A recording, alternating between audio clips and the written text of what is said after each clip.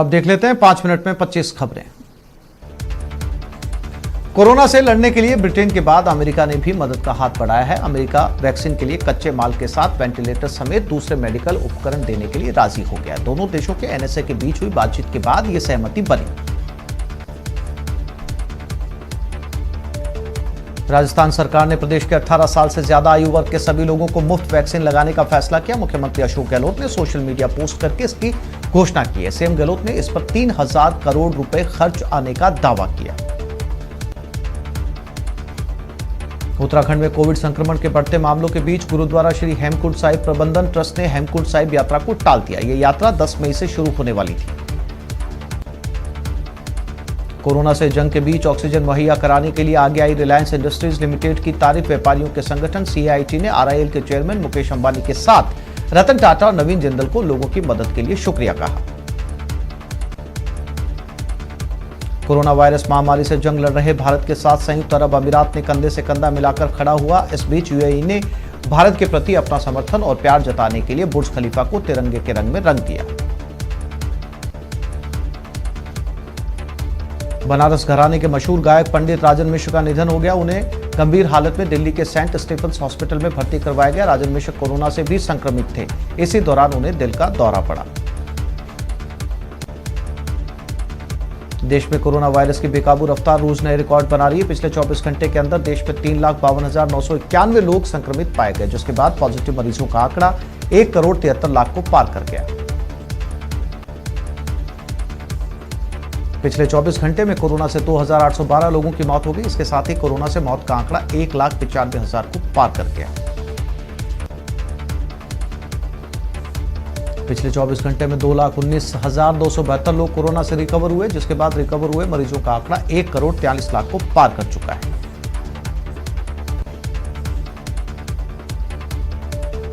देश में active case की संख्या भी 28 लाख के पार हो गई। अब यहां 28,07,000 से ज्यादा मरीजों का इलाज चल रहा है। महाराष्ट्र में 24 घंटे के दौरान 66,191 नए मरीज मिले, जबकि 61,450 मरीज ठीक हुए। 832 लोगों की मौत हो गई। यूपी में 24 घंटे के दौरान 35,311 लोगों की कोरोना रिपोर्ट पॉजिटिव आई। 25,633 लोग रिकवर हुए। 206 लोगों की मौत हो गई। और 24 घंटे के दौरान दिल्ली में 22,933 लोग कोरोना संक्रमित पाए गए। 21,071 लोग रिकवर हुए। 350 की मौत हो गई। दिल्ली में एक्टिव केस की संख्या 94,000 के पार है।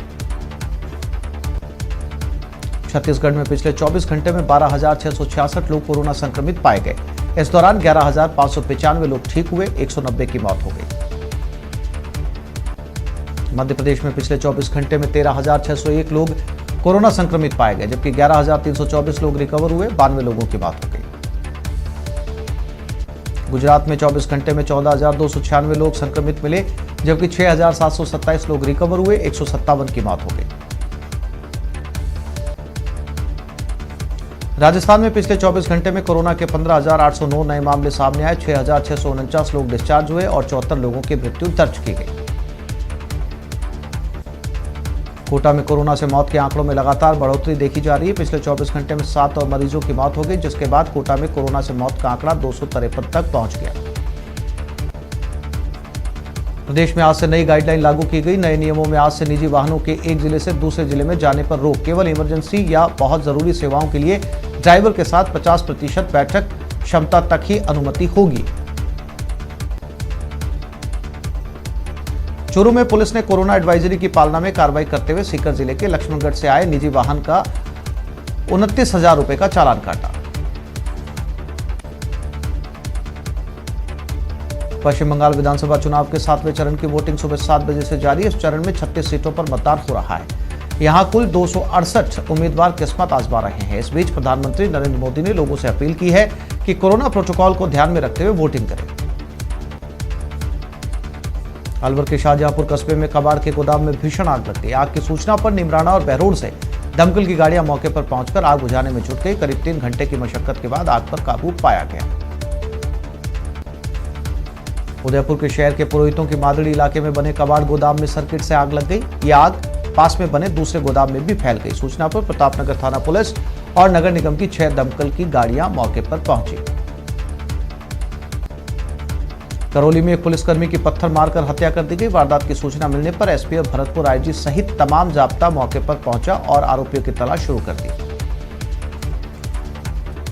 अजमेर भीलवाड़ा नेशनल हाईवे पर पीर बाबा की पुलिया सथाना के पास ट्रक पलट गया। कड़ी मशक्कत के बाद ड्राइवर को बाहर निकाला गया।